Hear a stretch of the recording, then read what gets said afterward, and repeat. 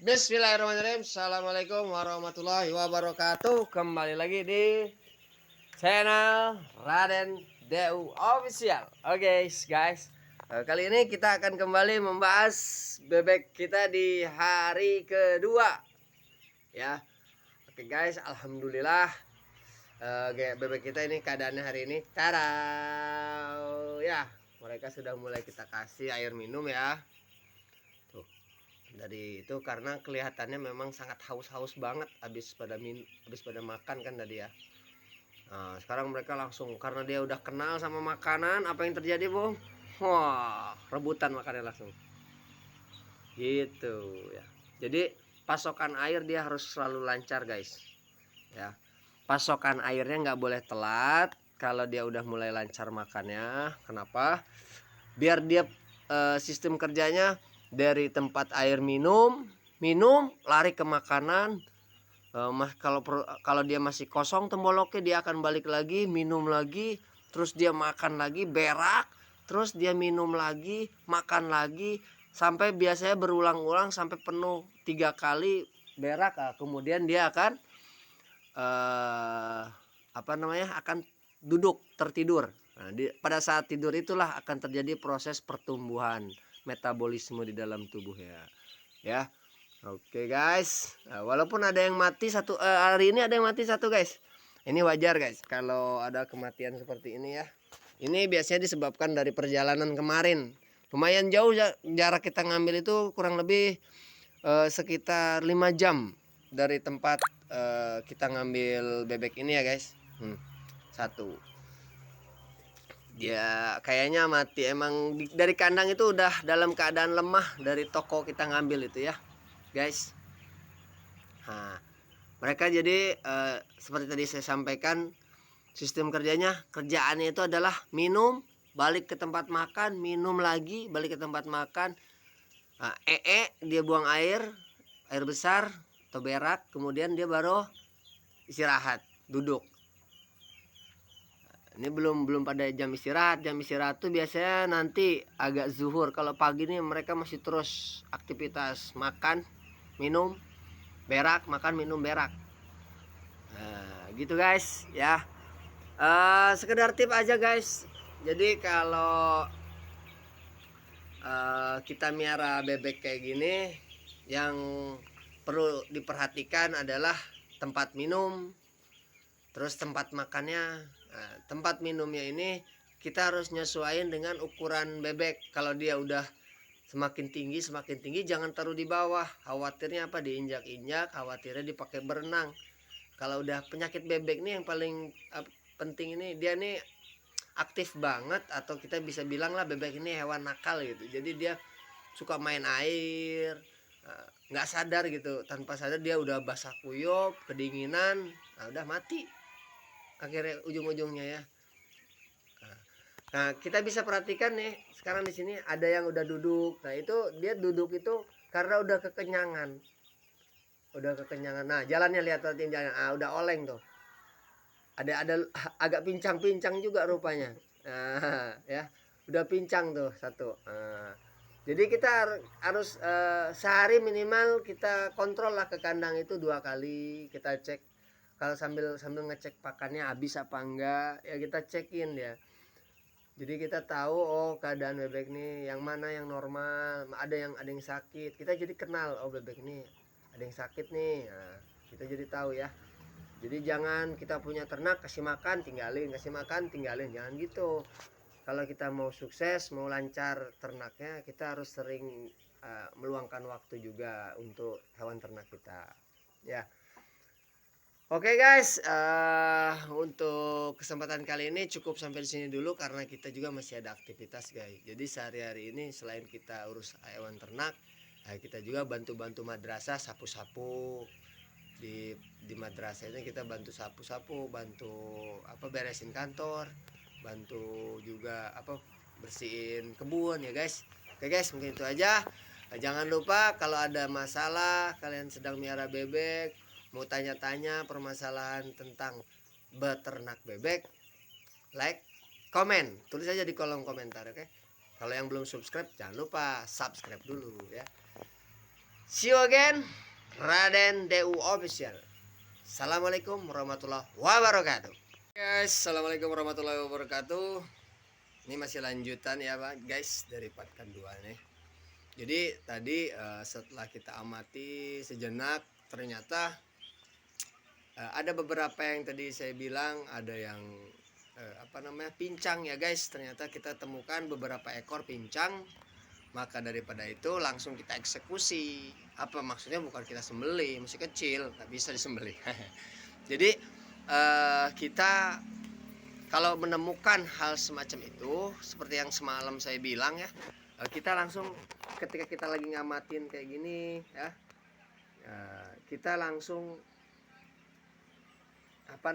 memisahkan bebek-bebek tersebut. Nah, lihat di belakang nih, kita pisahin dia yang badannya masih kecil-kecil banget ya. Terus yang pincang, ini sebagian ada yang pincang ya. Nah, ini kita pisahin guys, jangan kita satuin. Kenapa? Mereka kok kenapa bisa pincang? Ada beberapa penyebab. Pertama, dia memang karena masih terlalu kecil, jadi tulang-tulangnya belum kuat ya. Ketika disenggol, jatuh. Bahkan kita bisa menemukan nanti ada yang jatuh nggak bisa bangun lagi gitu-gitu kakinya. Nah, itu karena memang dia belum bisa menyeimbangkan badannya dengan sempurna kalau usia-usia seperti ini ya. Jadi kita harus benar-benar kita cermati karena usia dari 1 sampai 7 hari ini masih rentan, sangat rentan sekali. Ya kayak gimana lah kita kalau punya anak kecil yang baru lahir, dede bayi. Nah itu kita kan harus hati-hati banget cara gendongnya. Sama bebek juga gitu. Jadi kita harus perhatiin banget. Selama 7 hari ini harus perhatian yang ekstra. Jangan sampai kita kecolongan. Kita udah kecolongan 1 ekor nih. Ya. Nah, jadi terus kita perhatikan apapun ininya, terus kita perhatiin. Nah, si bebek-bebek itu jangan sampai dia merasa gak nyaman. Nah lihat, nah dia udah mulai pada duduk ya guys sekarang. Nah, artinya udah pada kenyang. Ini barusan pakannya udah kita tambah lagi guys. Oh ya, kalau untuk pelet kita sarankan cari pelet. Maaf ya, kita nggak sebut secara penuh mereknya, cuma kita sebut aja dia inisial mereknya itu G ya, dari G. Awalannya itu G, akhirannya itu A ya. Kalian bisa cari di tempat-tempat pakan ternak peletnya itu. Kenapa kita pilih itu? Karena kalau untuk bebek pedaging itu kandungan-kandungan pelet yang ada di situ dia menurut kami itu sangat baik dari pertumbuhannya, terus untuk pertumbuhan tulangnya, pertumbuhan dagingnya itu bagus ya. Kena semua kalau untuk bebek packing atau bebek pedaging. Jadi dia bagus lah. Jadi kalau saya saranin pakai pelet merek itu ya. Inisial awalnya G, akhirannya A. Kalian bisa carilah di toko ternak. Nah, kemudian di sini kita perhatikan bebek-bebek ini dia kita akan tinjau, kita saksikan, simak bersama sama kawan-kawan semua ya. Nah, nanti di pertengahan ini kita akan sortir mana yang dia udah agak besar, mana yang dia jauh. Karena sama halnya manusia, dia ada yang pertumbuhannya itu biasa-biasa normal gitu, nggak terlalu besar, nggak terlalu kecil. Ada juga nanti yang pertumbuhannya beda jauh besarnya sama kawan-kawannya ya. Nah, padahal dia satu umur, tapi dia berbeda sendiri. Nah, itu kita pisahkan guys, jangan terus dicampur yang besar-besarnya itu. Kenapa? Pertama, dia bisa menghambat pertumbuhan bebek yang lainnya yang masih pada kecil-kecil. Dia nantinya nggak kebagian makan. Nah, sedangkan sifat bebek ini dia saling mengikuti. Ketika si bebek yang besar yang nggak makan, dia nanti yang kecil-kecil juga nggak ikut makan. Ya, kenapa? Karena dia mengikuti kawanan mereka. Dia ini sifatnya berkoloni, ya, atau berkumpul dengan satuan hewan sejenis mereka. Ya, jadi kita harus terus kita pelajari bareng-bareng. Nah, selama 2 tahun nih, alhamdulillah, ya, Jadi kami udah pahit manisnya ngerasain bebek mati ratusan itu pernah guys. Jadi bukan tanpa sebab ya, banyaklah penyebabnya ya. Nanti kita akan buat suatu video khusus untuk kendala-kendala selama kita beternak bebek. Jadi dan kita harus ketahui dulu guys, bebek itu dia secara fungsi dan pemakaiannya, bebek ini dia punya dua jenis. Jadi pertama bebek pedaging, kedua bebek petelur. Untuk jenis bebek pedaging itu ada dua macam yang biasa dipakai itu, yaitu bebek hibrida dan bebek packing. Ya, yang paling sering dipakai untuk bebek pedaging ini bebek packing. Bebek packing itu yang gimana sih? Yang kalau kecil warnanya kuning, kalau besar dia jadi warna putih. Sama kayak ayam pedaging, ya, ayam negeri yang putih-putih itu. Nah, jadi kayak gitu. Dan dia memang usia panennya pun lebih cepat guys. Pertumbuhannya sama seperti ayam pedaging, dia lebih cepat ya pertumbuhannya itu gitu. Nah kemudian kalau bebek hibrida, dia itu kecilnya hitam-hitam, besarnya hitam-hitam lagi. Cuma bedanya kalau kecilnya itu hitam-hitam tapi dia ada bawah badannya itu ada warna keputih-putihan guys ya. Abu-abu, sorry bukan putih, abu-abu. Nah jadi apa sih bedanya packing sama hibrida? Nanti itu akan kita bahas di video yang lain. Untuk sekarang kita bahas dulu jenis-jenis bebek dulu nih.